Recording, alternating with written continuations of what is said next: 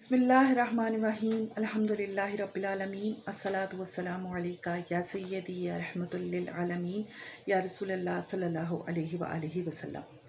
नाज़रीन, हम जानते हैं कि अल्लाह पाक से बढ़कर हमें और कोई नहीं समझेगा।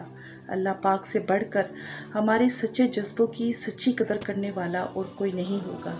अल्लाह पाक से बढ़कर हमारे साथ मुखलिस बावफा सच्चा दोस्त भी कोई नहीं है। तो फिर हम क्यों आस लगाते हैं दुनिया से कि वो हमें समझे, और फिर इसी आस को लिए हम टूटते हैं, बार बार टूटते हैं।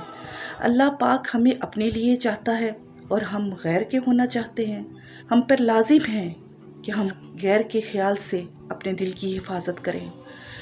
हम होश करें, हम ऐसा टूटा बर्तन बन जाएं कि जिसमें सवाए अल्लाह पाक और प्यारे आका सल्लल्लाहु अलैहि व आलिहि वसल्लम की मोहब्बत के और किसी की मोहब्बत न समा सके। फिर ना ही तुम्हें किसी से गिला होगा और ना ही तकाजा, क्योंकि हर मोहब्बत दुख देती है सवाए अल्लाह की मोहब्बत के, प्यारे आका सल्लल्लाहु अलैहि व आलिहि वसल्लम की मोहब्बत के।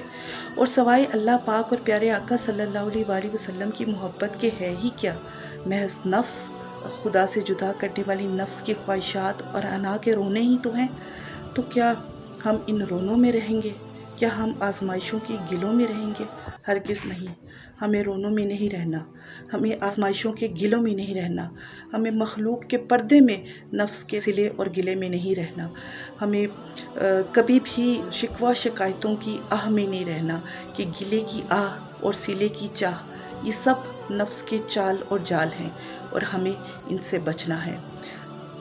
हमें सिर्फ़ अल्लाह और रसूल सल्लल्लाहु अलैहि वसल्लम की मोहब्बत में, उनकी मोहब्बत के एहसास में ही हर वक्त अपने आप को मगन रखना है, मसरूर रखना है, पुरसुकून रखना है।